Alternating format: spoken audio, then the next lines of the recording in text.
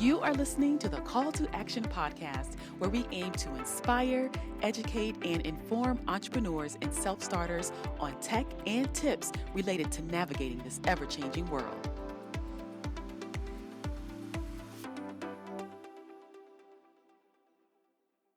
Okon Ukeme Cornelius Dominic is a published author, and he resides in Lagos, Nigeria. Okon has a Bachelor of Arts degree in philosophy and has published a 3-volume poem collection, The Ascent, Ascent of the Soul, The Fountain of the Soul, and Ride With Me Till the Moon Fades. His future works include some novels and nonfiction philosophy books, which are to be published soon. He is a word chef who cooks and bakes words into delicious or yummy poetry. His pen name was Poetic Novelist, but now he bears the name Word Chef Baker. Listen in as he shares information about how he started writing poetry, as well as some really good advice for upcoming or aspiring writers. Hello, everyone. Thank you for tuning in to episode 30 of the Call to Action podcast. I am your host, Shantae, and today we are having a fireside chat with Okon Ukeme Cornelius Dominic, who is a published author of 3 volumes of poetry, and it's available on Amazon.com. Now, before we bring our guest onto the show, I would like to share a little bit of information about the previous episode of the Call to Action podcast, as well as today's inspirational quote. If you missed episode 29 of the Call to Action podcast, as always, it is a must listen. I had the opportunity to have a fireside chat with York Campbell. York Campbell is a published author and host of Poetic Earthlings. Poetic Earthlings is a short story audio drama podcast. And in that episode, York shared what inspired him to start his podcast, advice for other people who want to start a podcast, as well as his very unique superpowers. So make sure to go and check it out at ctamarketing.biz. Click on podcast on the main menu to access that one, as well as past episodes. The inspirational quote that I chose for this episode is from Virginia Woolf. And here is the inspirational quote for episode 30 of the Call to Action podcast. Every secret of a writer's soul, every experience of his life, every quality of his mind is written large in his words. Again, that was by Virginia Woolf. So I thought that was an awesome quote, especially for our authors that are out there, people in the writing community. So I hope you all enjoyed that quote from Virginia Woolf. As mentioned in the intro, our guest for today is published author Okon Ukeme Cornelius Dominic. During today's fireside chat, Okon is going to share information about his books and his podcast, as well as other helpful information for writers here with us on the Call to Action podcast. So please join me in welcoming Okon to the show. Hi, Okon. Welcome to the Call to Action podcast. How are you today? I'm doing very fine, very good. I'm very cool, although it's a bit hot over here. Last week it was a bit, yes, it was a bit rainy throughout last week, and I think about some weeks ago. But now we're experiencing the heat. And all the way from Lagos, Nigeria, I'm saying hi to all you viewers. And I hope I am welcome here today. Definitely. You are the first person I've ever interviewed from Lagos, Nigeria. So thank you so much for being on my show. I am honored. I'm also honored and delighted here to be with you today. Well, thank you, Okon. Now, Okon, I like to allow the listeners to learn more about my guests. So the way we do that is with an icebreaker. And the icebreaker I have for you is for you to share your superpower with the audience. So let us know what your superpower is, Okon. Okay, my superpower? I think it could be likened to that of Batman. I don't know if most of us know Batman in the series, not Batman and Robin, but mostly in the series of Justice League. Batman is seen as the brainer somehow. What am I trying to say here is that my imagination seems to be my superpower, in the sense that sometimes I have that buzzing sound in my head. Sometimes I just find my mind looking at things, trying to create things out of the ordinary. So somehow I got to discover that my imaginative mind is working way beyond what I can comprehend or what I can understand. So I think definitely when it comes to the issue of writing and whatever I do, my superpower has always been my imaginative mind.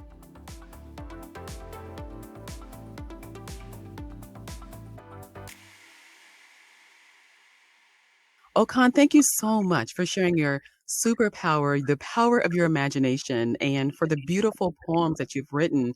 Now, I know that you also have started a podcast where you share your poetry. So let the listeners know what inspired you to start your podcast and share your poetry there.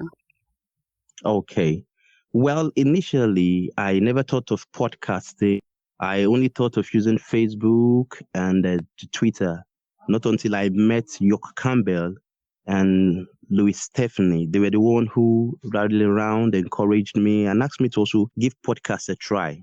So that was when I decided to go into podcasting. And definitely, I've seen it has been of great help in the sense of getting to those to whom the poem is targeted.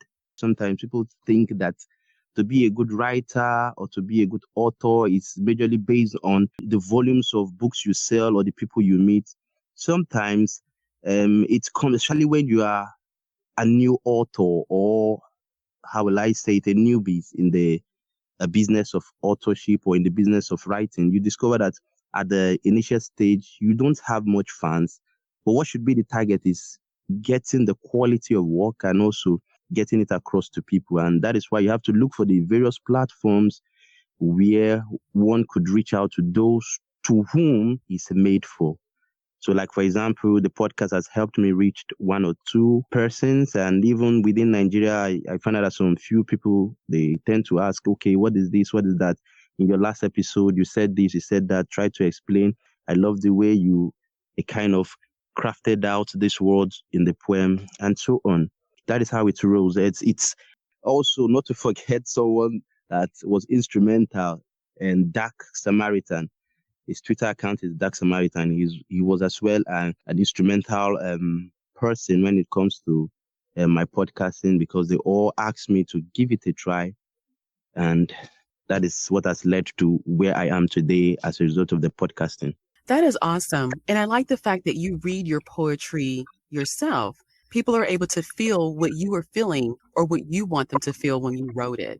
So I think that is great. I think it really is. And I listened to a few of your podcasts and I think they're awesome. I think I actually posted one on Twitter the other day. I was like, wow, that was really good.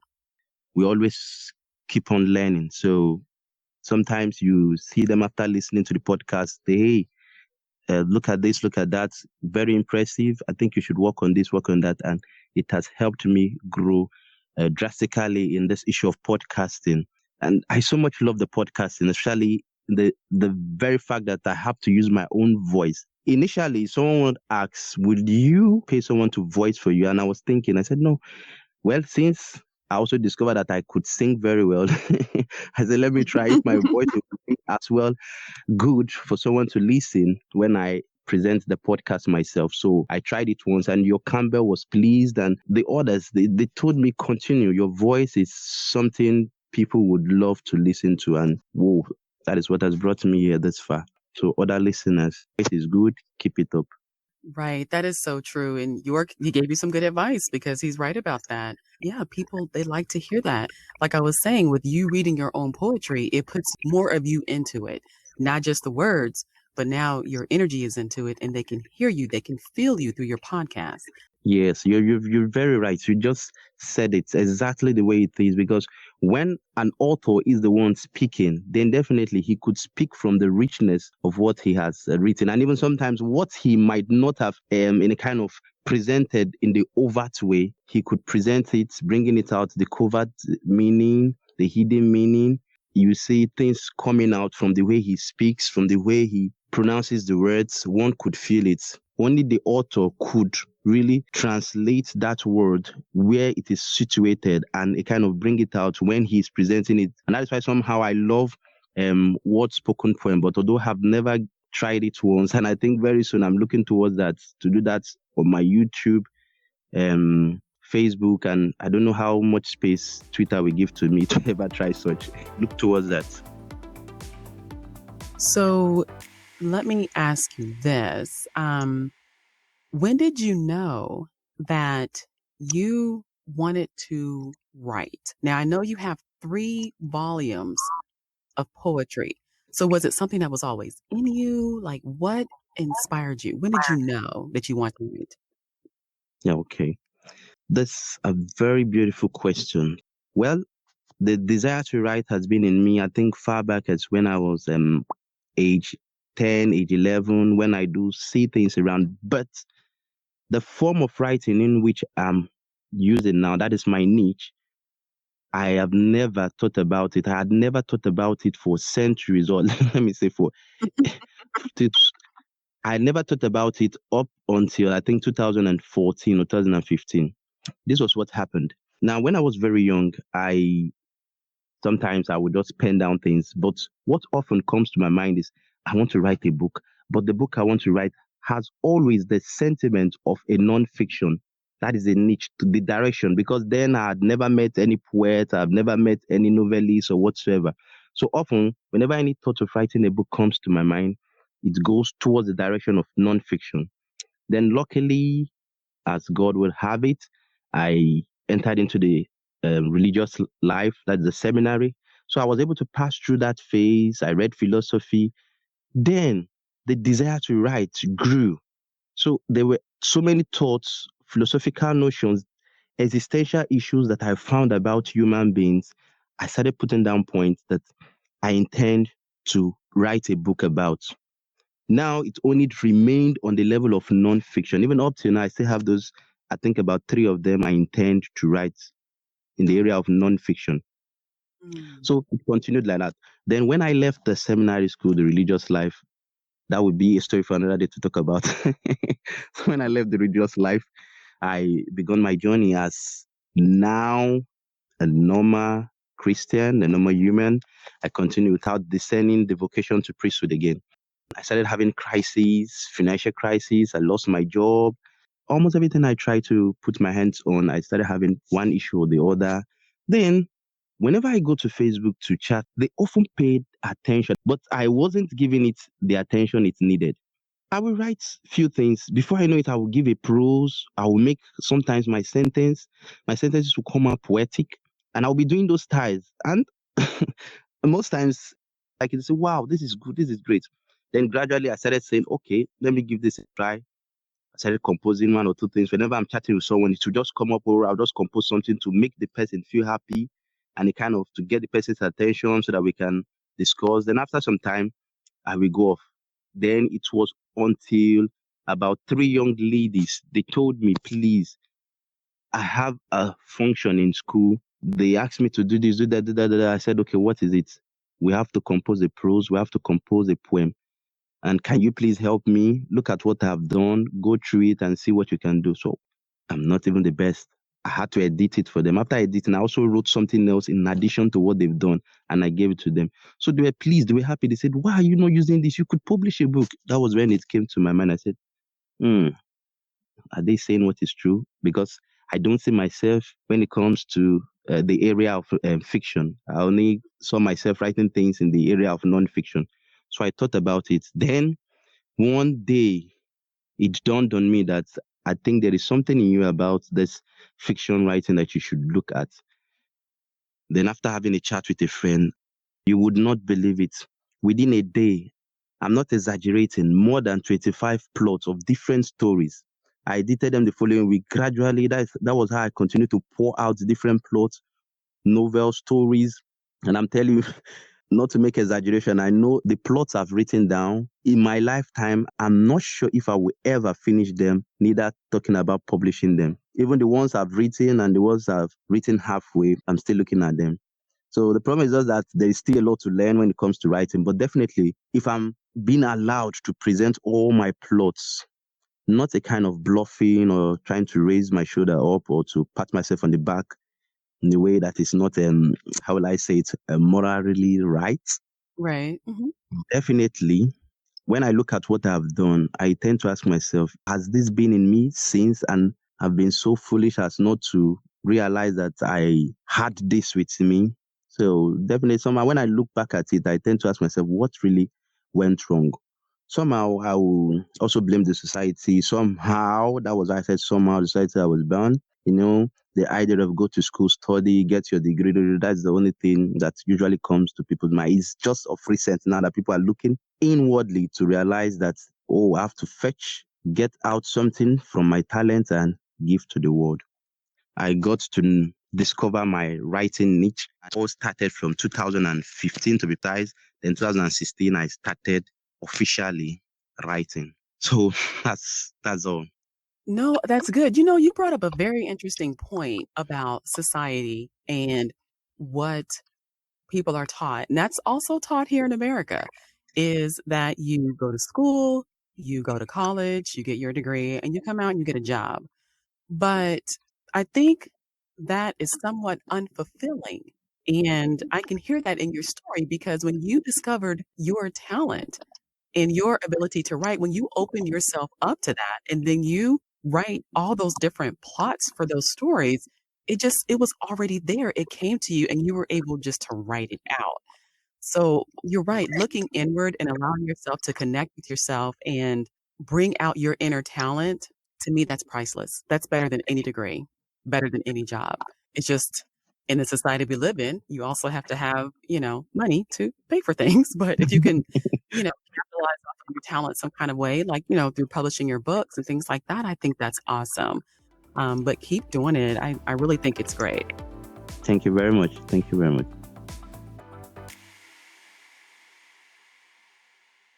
What I would like for you now is to share any advice that you would have for any upcoming or aspiring authors.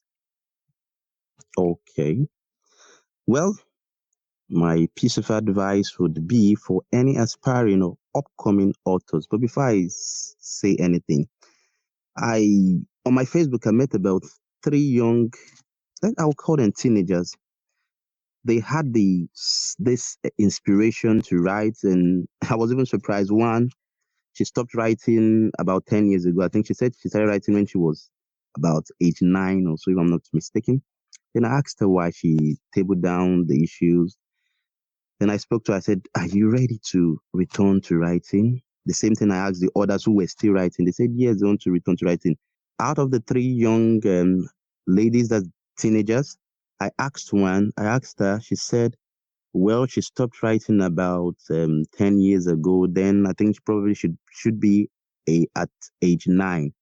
Then I asked her why. She presented her situation, said she loss of interest, and also she discovered that the way the style of writing or what it takes to bet a book, to write and publish a book is far different from just writing.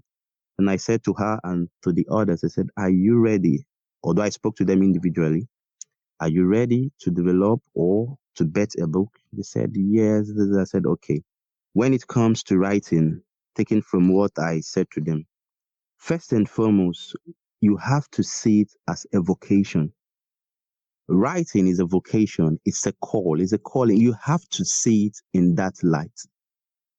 You might be very successful as a writer, you might be the bestseller, you might make it so big, so large, but if it's not a vocation, I bet you will never leave your work for posterity. When you put your soul into what you are writing, first and foremost, you have to see it as a vocation because that will keep the fire in you, the zeal in you for you to endure whatever will come your way. So It should be seen as a vocation so that you can pour all your soul, your energy in it and never give up. Now, when you see it as a vocation, it helps you endure whatever comes. Because at the very face, you should not put your mind in making the best selling rank. I want my novel to be the best that the whole world will know. Yes, I want it to be Amazon bestseller. I want no, that should not be your major concern because you could get that with the best of publishers.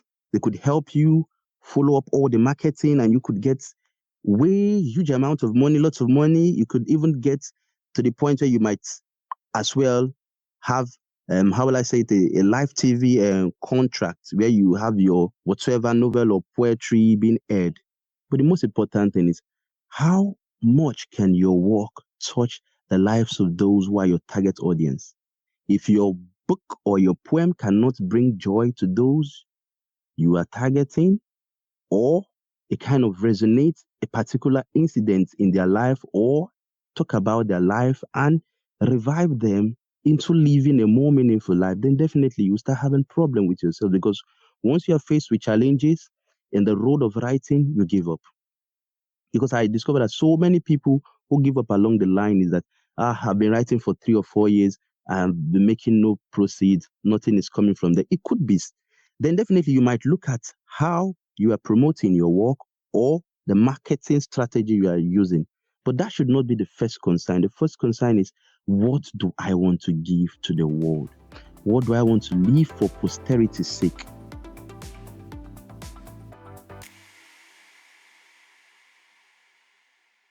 Okon, now we know that you have not only your podcast and you have also 3 books of poetry that you've written. Can you share with us the names of those books as well as how do you go about marketing your books?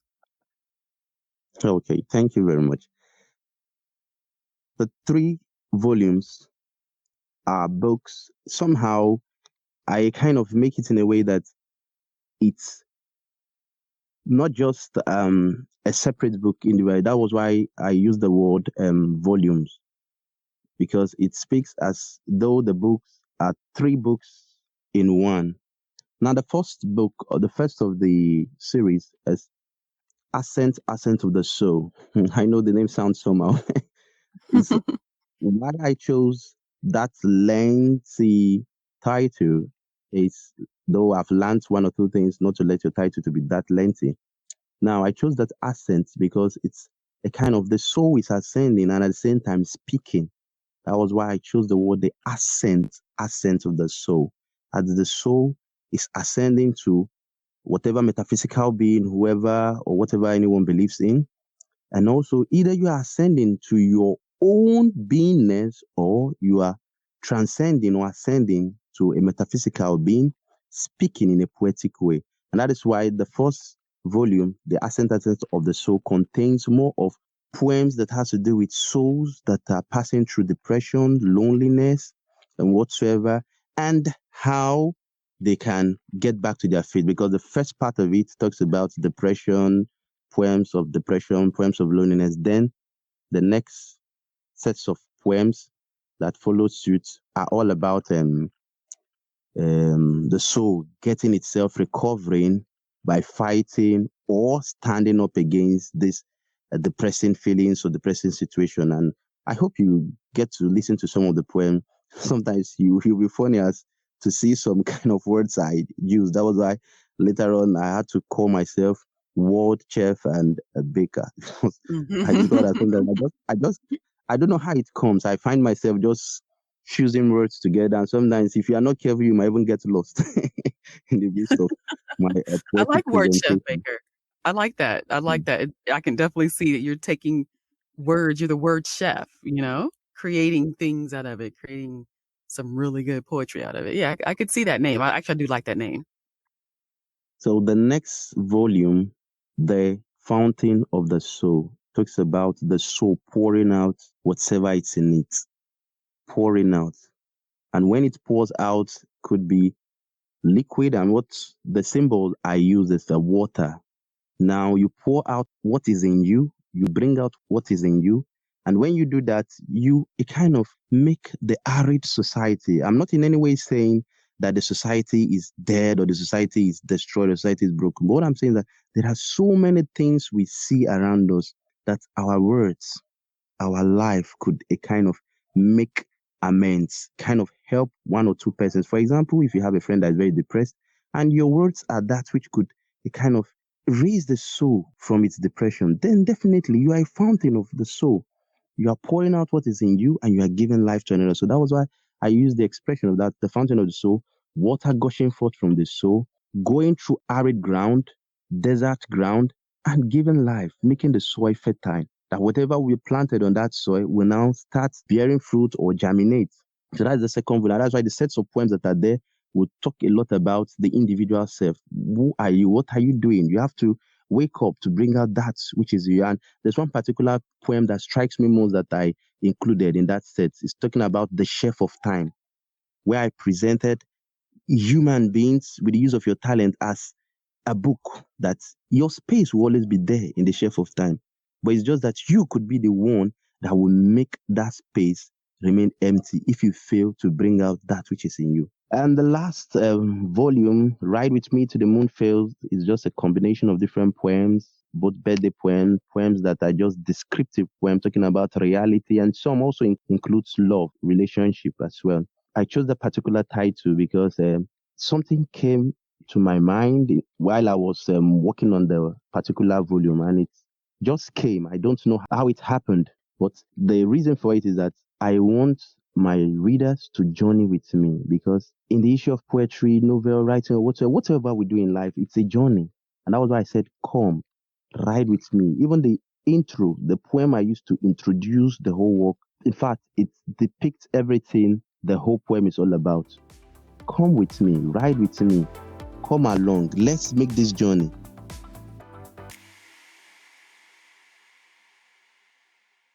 When it comes to authorship, or when it comes to writing a book and publishing, marketing is one of the most difficult aspects. Now, is it that you pay huge to get people who help you do that, or you get to use some strategic method? So the method I'm using, my own, is just a simple, over here in Africa, Nigeria to be precise, it's not really easy to get a smooth ride. So what I do is that I tend to align with authors, with other authors, co-authors. Try to look for social media handles where there are other authors, align myself with them, speak with them and say to them, see, I'm an author. I don't just go straight to them and say, please say I'm an author. What I do is that I look at what they write on their blogs or their Facebook pages. I hit the comments button and I present my own idea that surrounds what they have presented. So I do that once, two, twice. It becomes a habit. And this author who is far ahead of me would realize that somehow this person is taking interest in what I'm doing. And then before you know it, he or she takes interest in me. So when you were talking Okay. about marketing, sorry. Okay. Okay. So when you were talking about marketing, it sounds like you're more doing relationship building with marketing. Yes. Okay. That's Yes. good and effective. That's very effective.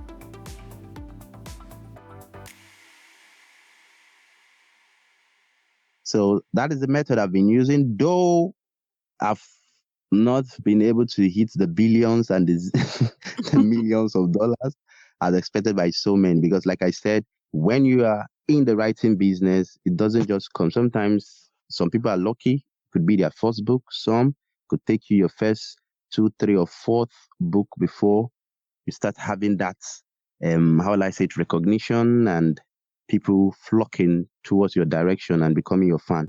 So back to what I was saying. So this is how you could create the fan base. And now the already well established or well renowned authors that we are going close to, their own fan or fans could also become your own fans when they see how much you're contributing.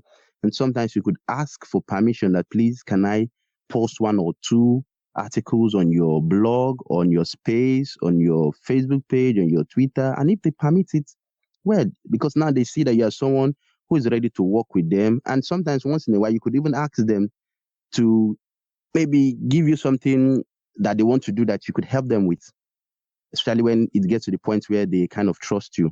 So when they see in that, they realize that, okay, definitely this is someone I can work with. And please, for the record, in whatever you do in this writing business and however you go about it, please be sincere. Because sometimes some people along the line, when they start gaining the recognition they need, they kind of bullshit other people, they kind of kick others who had helped them at the beginning, because now somehow those ones might be experiencing a spiral down. While they are going up the ladder, they kind of tend to speak maybe ill of them, or just a kind of blank them of, no, you don't do that. You try to be sincere, and whatever is not yours that belongs to someone, give due credit to the person. Whoever you are trying to work with to build your own marketing base, continue the relationship and let it be sincere and pure. And if you discover that the person is a bit dubious, please cut. Don't tend to work with someone who is ready to help you get all the billions and the person is using a dubious means. Because sometimes you see them, there are a lot of people like that. They know how to go about it in a crafty way. You tend to look for those you can partner with, those who will definitely help you grow in the right path. Because if you grow with the right people, the right connections, the right friendship, like for example, this podcast presentation I'm working with, the CTA marketing Oh, is thank also you. another way. Yes, definitely. It's another way of growing. Yes. Also with your Campbell always announcing my name in his podcast presentation, while I do the same for him as well. And I prefer sincerity working with that, since I don't have money to go through the big boys or the big ladies. No, I like what you're saying. I like the relationship marketing because people, when they can connect with you as a person, it's more real than an advertisement by Yes. what you're doing with your podcast. And like I was saying earlier in the show, is that when people are listening to you read the poetry that you wrote, the same with York, when he's reading his stories in his podcast, you can feel the energy that was put into it. Like you were saying, you know what words to emphasize in the poetry, and it just reaches people in a very profound way. And I like the idea of what you're saying with relationship marketing. And I do what I do with you guys because I feel like if one person is inspired by something that I have shared, either by something I mentioned in a podcast or by something like you, a guest would have mentioned in the podcast, if you reach one person and you inspire that one person, then to me, that's worth it. It goes a long way. Yeah. That is beautiful. That is it. That is it.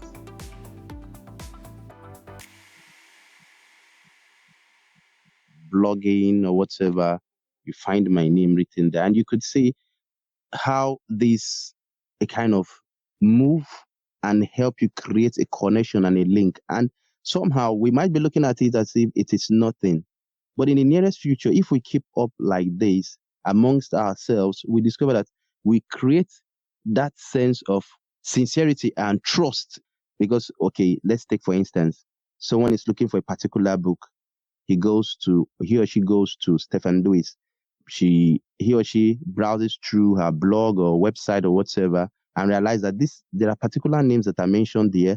Okay, they are interviewed. Now he or she again moves to another person and discover maybe along the line listening to your CTA marketing podcast, the same name, the person is interviewed, goes to your Campbell, the same name, the person is interviewed. Somehow the person will start having the sense that I think this author is someone I could trust, someone I can trust, someone I can work with.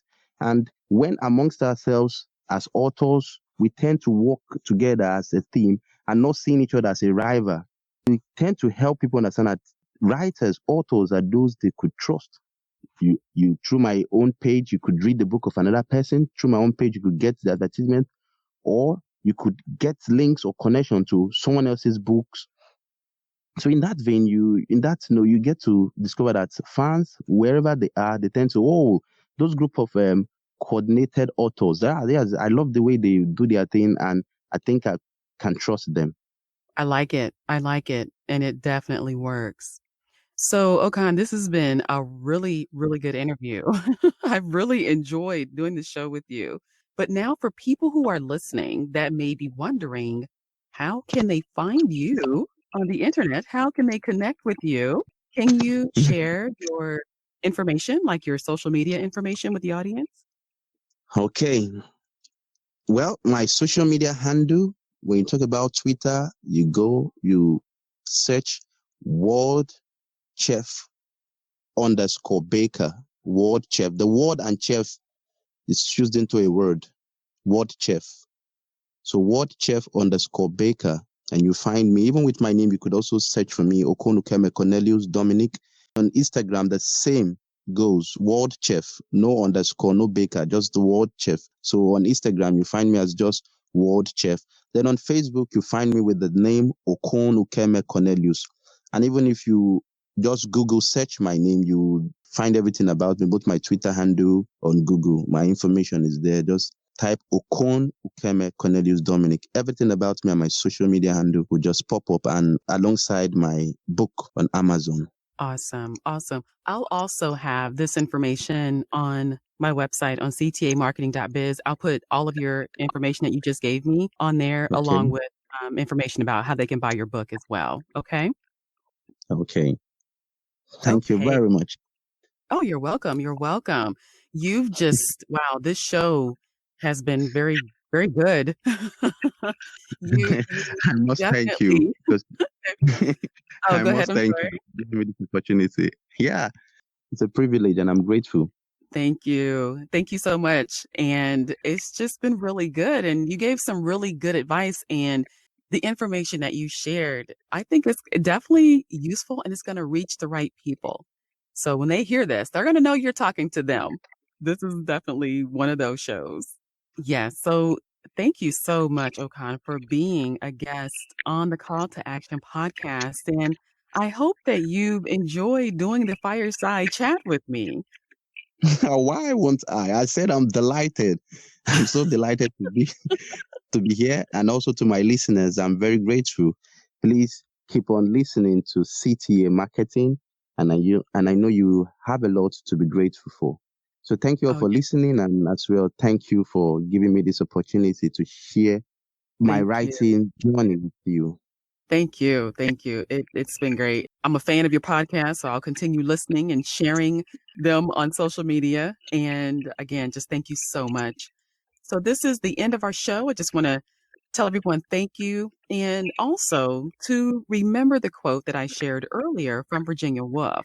And I'm going to read it again just to have it here on this part of the show. And it's every secret of a writer's soul, every experience of his life, every quality of his mind is written large in his words. Again, that was by Virginia Woolf. So, everyone, thank you and enjoy your day. And I look forward to connecting with you all on the next episode of the Call to Action podcast. Until next time. This is a bonus part of the podcast that I'm adding because Okon shared a poem with me that I wanted to add to this so that you all can hear his words and hear his poem. So I added this to the podcast so you can hear this. So I'm going to read this poem. It is by Okon Ukeme Cornelius Dominic, also known as Word Chef Baker. And the name of the poem is Why Mock Me? I Just Want to Be Loved. Why mock me and cause tears running my eyes? Like the cloud, my heart has become dark, pain and sorrow brewing up in the sky. Your ridicule strike like lightning. Where have I wronged you? I just want to be loved. I just need your love. Soon my eyes will pour down rain, rain of sorrows and anguish. It will flood my world and ruin it. It'll flush away my self-esteem. Where have I wronged you? I just want to be loved. I just need your love. The sound of thunder your taunt, flashes of lightning daily you throw. Your words in action aren't funny. They darken my word and leave me scared. Where have I wronged you? I just want to be loved. I need your love. Laughter we could share together. Beacon of hope you could be to me. Light from the pigeonhole on my dark world. But darkness you choose to cause. Rain and storm you want to see. Where have I wronged you? I just want to be loved. I just need your love. So lonely in my world. I run to you for comfort and love. I look up to you to save me from drowning. But yet you chose to immerse me in the flood of sorrows. Where have I wronged you? I just want to be loved. I just need your love. See the rain of tears dropping from my eyes. See the darkness of sorrows in my heart. They peer on the ozone layer of my heart. The countenance of my heart, my ozone layer. Where have I wronged you? I just want to be loved. I just need your love. I am neither perfect nor beautiful, but your compliments and care would be a boost. The strength and courage I need to face the day. Each day a trouble to face my reality, my predicaments and failures. Where have I wronged you? I just want to be loved. I just need your love. Why cause me pains? Why make me cry to the heavens? Why drain life out of me? Why can't you love me? I just want to be loved. I just need your love. So this poem is dedicated to souls like this, suffering mockery and ridicule. Again, that is by Okon Ukeme Cornelius Dominic, also known as Word Chef Baker. Thank you for joining me on this episode of the Call to Action podcast. Make sure to visit me at ctamarketing.biz. There you can find articles for entrepreneurs and self-starters on tech and tips related to navigating this ever-changing world. Until next time.